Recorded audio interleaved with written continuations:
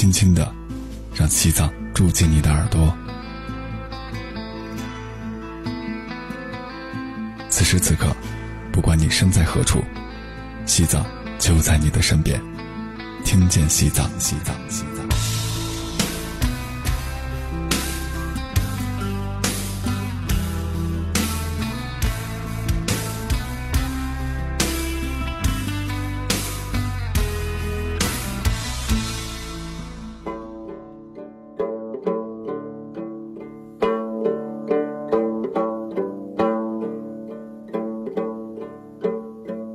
今天是农历腊月初八，即内地传统的腊八节。每年到了这天，就标志着农历岁末了，新年的味道也越来越浓。提起腊八这个节日的风俗，内地很多地方在这天祭祀先祖和神灵，喝腊八粥，吃腊八蒜，为的是祈求来年五谷丰登，平安如意。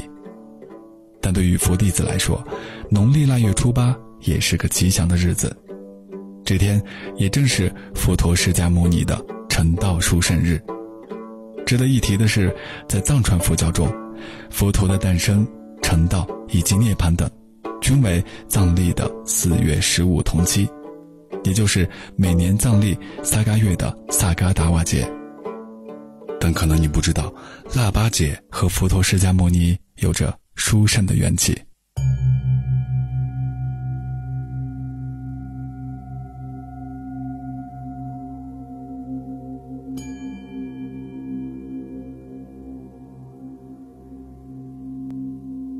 相传佛陀释迦牟尼在成道之前苦行6年之久，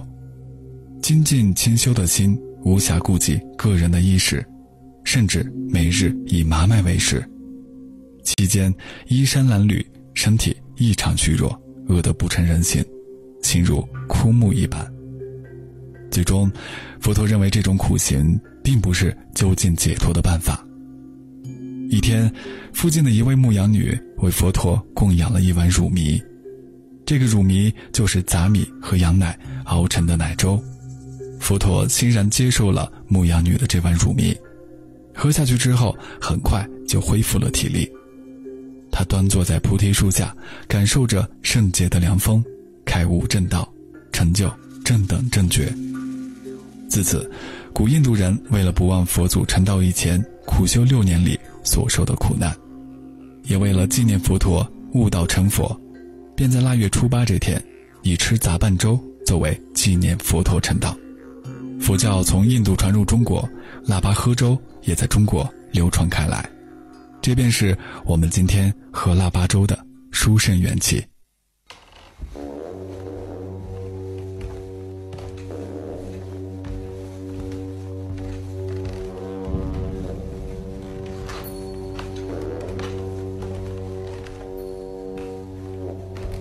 宗喀巴大师说，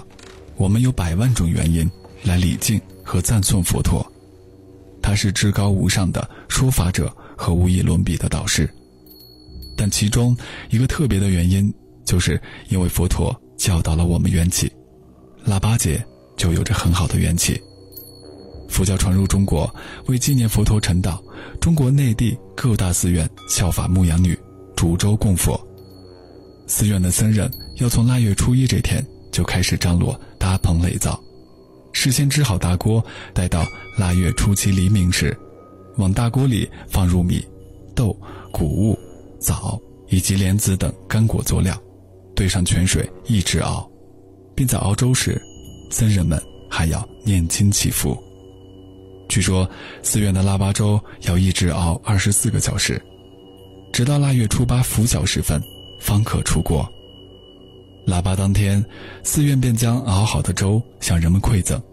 此举也是为了回报和感恩广大信众，而信众们也会在这天广行善法，勤于布施。因此腊八这天也被称为佛教感恩节。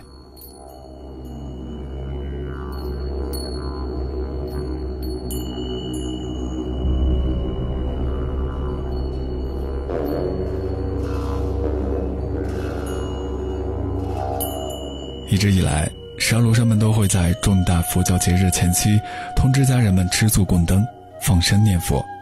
除了这些，还请大家喝腊八粥的同时，也记得分享给身边的人品尝享用，传递善念，这才是腊八这个节日的精髓。愿慈悲之念打造一颗懂得施舍的心，因为善念会产生仁慈的善行，